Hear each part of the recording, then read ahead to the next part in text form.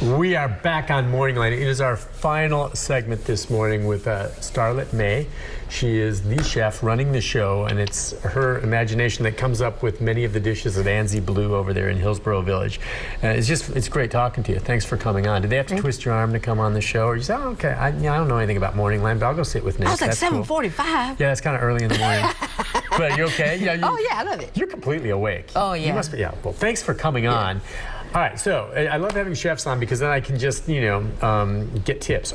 Double batter your fried chicken. Yeah. All right, so I was asking you during the break about, there's a difference when you fry foods. Okay, that's great. But then greasy food. I don't want it to be greasy after you fried it. Greasy is gross. Ugh. Greasy pizza, greasy chicken, whatever. So one trick to keeping it crispy and not seeming overly greasy and saturated in oil is what? Double batter. Okay, so how so? I would think double batter maybe double the potential for absorbing more oil. Right, you would think that. But because it's cooked at such a high temperature, it seals the outside part first, and then it kind of cooks the insides a little slower. Kind of the same concept of frying a turkey? Yeah. Exact same way. See, I remember the first time I heard about it, and I'm sure you've done plenty of these, Cajun fried turkeys, okay? Yeah. I used to think, fried, that just sounds, look, who wants to drop it? It's gonna be greasy and oil. But no, the moment that bird hits that hot oil, it just seals all the meat. So the oil doesn't get all into the meat as much as you would think. Now the skin's saturated, but that's what it does. In a way, it just allows the juices to cook inside the bird, but without the oil getting in. Exactly. Huh. That way you keep it juicy. All right. Now, when you fry stuff and you let it sit for a while, for instance, last time maybe you go to McDonald's, you forget you left that extra bag of fries in there. It sits there for a few hours. Where they're not good. No. And that's what you see. They're great when they're hot. Now, of course, I'll take them back and throw it in my air fryer. There you go. Now, how do you feel about air fryers? I got one at home. I use it all the time. Okay, handy as can be, right? Yeah, handy. What do you think? Just, air fries, to me, it can rejuvenate foods that maybe you don't finish. Like if I come and eat at your restaurant and I order that giant chicken sandwich, which I would not be able to finish, but it looks great, you can take it home and heat it up in the air fryer. You prefer an air fryer over a microwave? Yes. Because it makes things crunchy. Yes, I like crunchy. Now, there are certain things that you might microwave, right? Like what? Soups or something like that. I'll microwave that, But if it's got some type of batter on it, it's going in the air fryer. All right, question about ribs. If you're making baby back ribs or something like that, which I know you hate, and yet you still cook. I love them. Now, when you prepare them, you take the membrane off the back? Why, yes, I do. Okay, and then would you ever boil them initially? No. No, okay. Okay. Some people do. I know. I'm not knocking you. So what do you do? Because a lot of people are going to be grilling ribs or other stuff this 4th of July. Yeah. What is your thinking? And again, yours is not a barbecue restaurant, but you're a chef that's tried all kinds of things. Yep. So what do you do with? Well, my ribs, I take the membrane off the back, and then I take a fork and I stab a little bit in between each one. Okay, a fork, okay. Yeah, I take a fork and I stab in between each one, and then I like to dry rub them. Dry rub them, and then low and slow for a long time. Mm-hmm. And, you don't have to smoke a ton, do you? No, I don't. But I like to use sweet woods when I smoke. Would that be, okay, yeah, that's interesting. You can buy wood chips, and there is a difference. There's mesquite, there's hickory. With a sweet wood, I've seen cherry. I don't know, what is a sweet wood? There's orange wood you can buy, from an orange tree. Yeah, my preference is pecan. Pecan is excellent. Yes, it gives it such a beautiful golden color. Yes, and you wouldn't think there's a difference. You typically, I'll soak the wood chips first, and then I have a green egg, and I'll just throw them on the side or something like that. Oh, that's a lovely machine. Aren't they great? Well, yeah, but I don't like over smoking it. It's interesting to hear you say. And by the way, too, a good rib. And you see a lot of restaurants. Do you sometimes have meat like ribs on your recipe at the restaurant? No, we haven't as of yet. Okay, but I am a competition barbecue cook. Oh, have you ever competed at the Jack Daniels where I'm a judge? Well, I have not. Okay, that'd be neat if you could make it someday. Oh, sounds great. But a good rib. Yeah. Okay, you hear all these that fall from the bone meat. No. You know what that is? That's overcooked. Overcooked. You want it to be able to slide out slow, but be able to stay together. Yeah, a gentle tug to get the meat off the bone. Yeah. But some people say, well, and if you like it where you pick up the bone and all the meat falls off it, have at it, okay? Yeah. But that's an overcooked mushy rib. That's a mushy rib.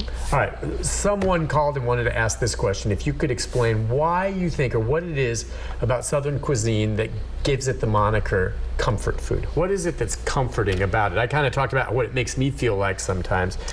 What is comfort food then? Why? Well, I feel like it's comfort food. It's hugging food. That's how I feel about it. Like if you have a piece of fried chicken and some mashed potatoes and some mixed vegetables and collard greens, whoever made that and put that love in that food, you just want to hug them. Yeah. Yeah, it's just comfortable to be around. It makes you open up. Sometimes I'm eating and I'm talking to my friends. I got food in my mouth. I'm like, oh my God, that's it. That's what it is. It's bringing people together. Yeah. That type of food brings people together. And you can get that in restaurants like Anzie Blue, Yeah. but that is a dish that your grandmother made for you. Yeah. And I think maybe part of the comfort is that you remember that that is what you had growing up Yeah. and was served on your kitchen table. I remember being 5 making, because we used yellow stone ground grits, right? Okay. I grew up close to a grits meal, and that's what he made. So to me, I eat white grits. I'm like, ugh, don't taste the same. Doesn't. So your favorite Yellow, grits are the stone yellow ground. ones? Sweet.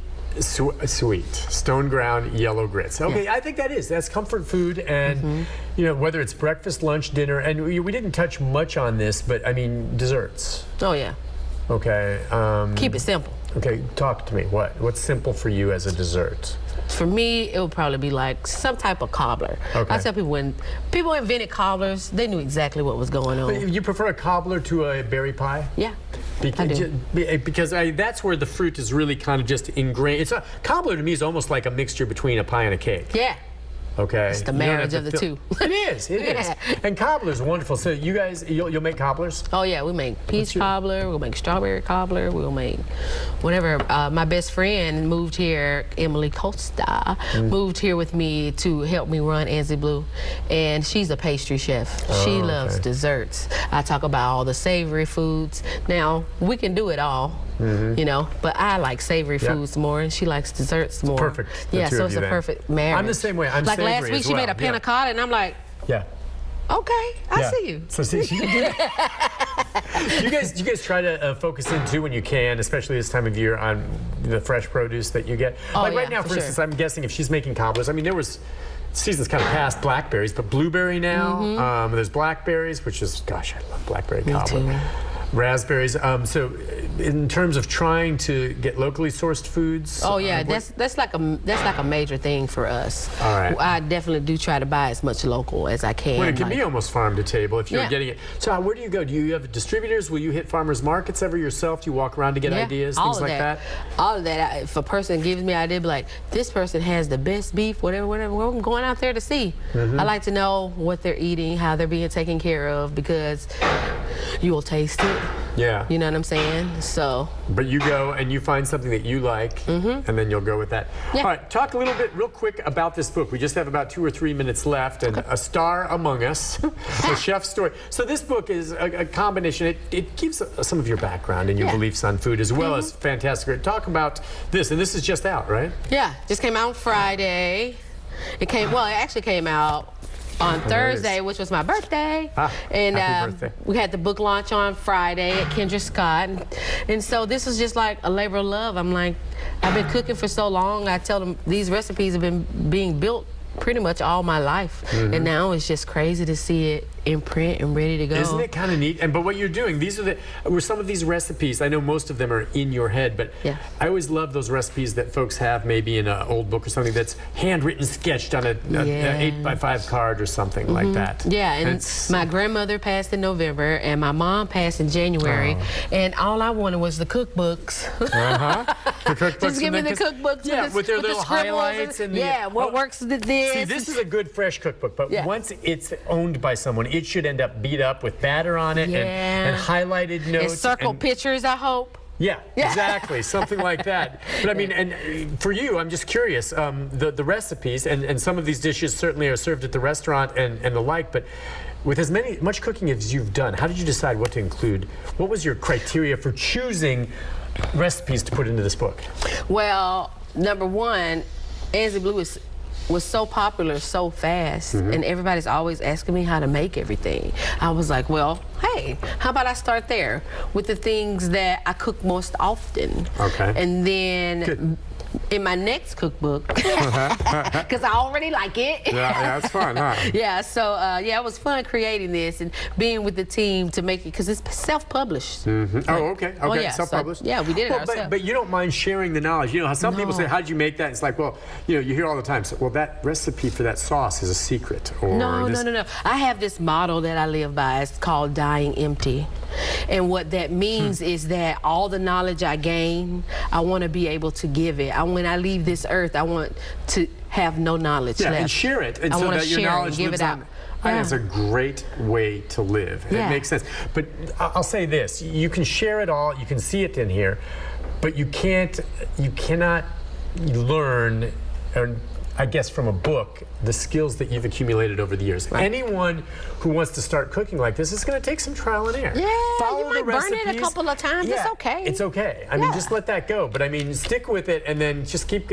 Anyone who says they can't cook is just wrong. Everybody can cook one way or the other. Find what it is you like to cook and cut it loose, right? I tell them start easy. Yeah, easy would be toast. Yeah, toast or Boil an scramble an egg.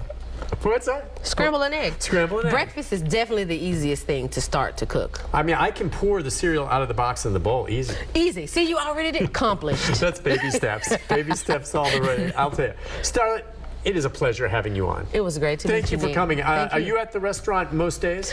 Wednesday through Sunday, okay. 9 to 5, I'm there. And if you're eating, I'm probably cooking your food, and then I'm going to come out and see how you like it. Good. Well, I'm going to be there. My wife will love that place. We're going to come down maybe this week or next week and just say hi and eat. I can't wait. Yes. I can't wait. You got me hooked. I love it. Is there parking there? It's always a pain parking. Yes, we have free parking right next door in the garage. Good. The first hour is free. Good. Okay, because parking down there, it's crazy. The traffic, so we it's make such a busy area. parking easy. Well, thank you for coming on. Have a great 4th of July, and we'll see you soon. You've made me so hungry. You're a lot of fun. All right, I really enjoyed having you on. Take a break. Be back with a programming note right after this. Thank you.